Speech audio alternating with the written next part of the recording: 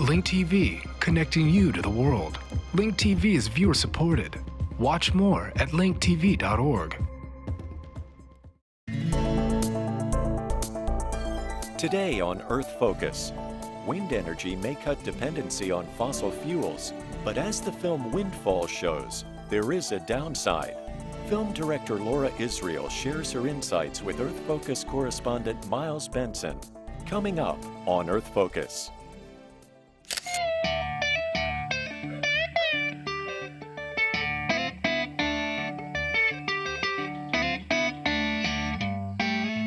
Frank Batchelor, who's the town supervisor, said, you know, we're planning on putting wind turbines in Meredith. And I thought, oh, you know, wind turbines sounds good to me. We all need to do something for the environment.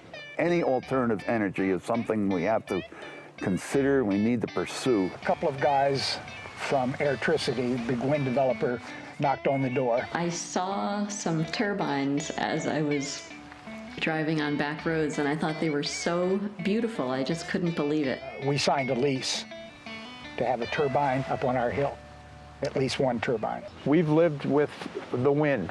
This whole time I've been farming, we've had to fight with it at times, and I look at that wind as it's here. Why aren't we using it? Why aren't we generating power with it?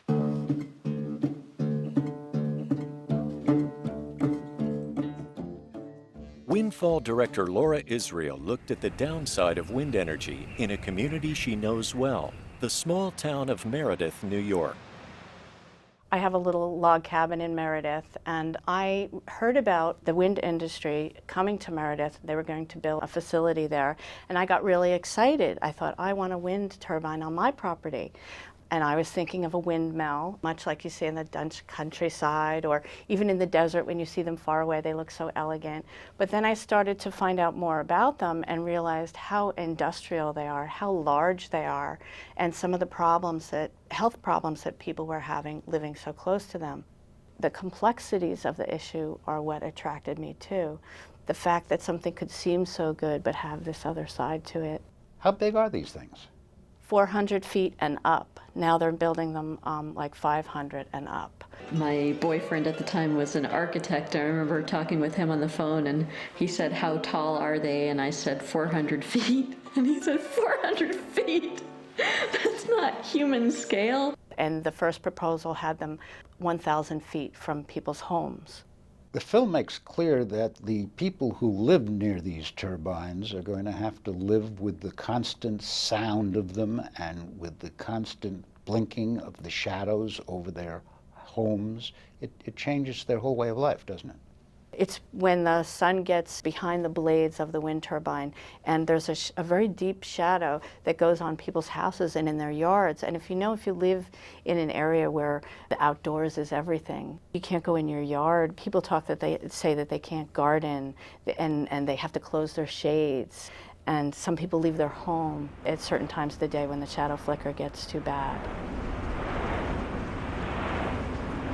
People are having health problems from the low frequency sound. When turbines are sited improperly, too close to people's homes, there's a low frequency sound that people hear. People have described it as sneakers in the dryer all night, the way you feel this kind of thumping. Kids seem to be very affected with inner ear problems, and kids with ADD have a lot of problems with wind turbines too close to homes. I just started to get like dizzy spells, and like my ears always felt off.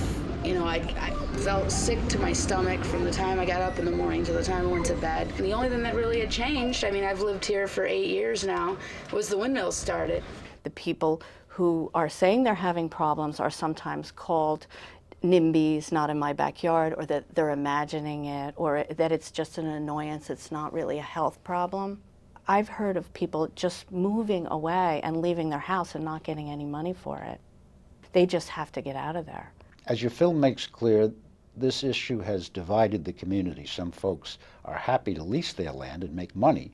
Others have to live nearby and live with the consequences. When companies come in and they sign people up, but they also make them sign confidentiality agreements. So neighbors can't talk to each other about what's happening. So nobody really knows where the wind turbines are going to go, or who's going to have them, or if they're going to be next to their house. So it creates this air of like paranoia and mystery, and people's, it just feeds into itself and people become so divided. We want renewable energy. We're not opposed to a small-scale project here where it's not towering over our property lines and it's not interfering with our sleep and it's not affecting our property values and so on. In Meredith, people that were friends for 30, 40 years stopped speaking to each other. Bottom line, we're going to have to make a shift away from oil, but alternative energy sources also come with some problems, don't they? There's a whole other layer of concerns, and it has to do with habitat fragmentation, the effects on bird migration patterns. The amount of wind turbines we're talking about on ridge lines is going to have an effect on bird migration. For me also, I was very surprised to find out the amount of bats that are being killed around wind facilities. Biologist Erin Bearwald and her colleagues spent 9 weeks collecting freshly killed bats around wind turbines. More than 90% had lung hemorrhages consistent with the bends. Bat autopsies revealed that air pressure drops around turbine blades are fatal to small animals like bats. The other thing is, how effectual are they? I mean, how much power are they really giving us for the amount of resources we're expending? It's patriotic to argue that we're really trying to develop alternative energy sources.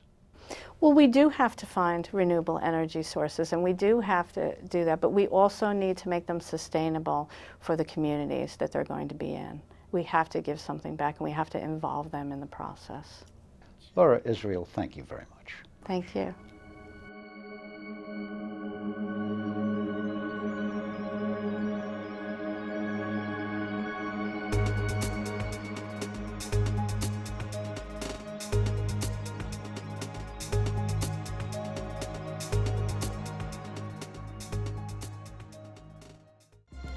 Link TV is the only U.S. network dedicated to global and national news, uncompromising documentaries, and diverse cultural programs. Programs which connect you to the world. To learn more, visit linktv.org.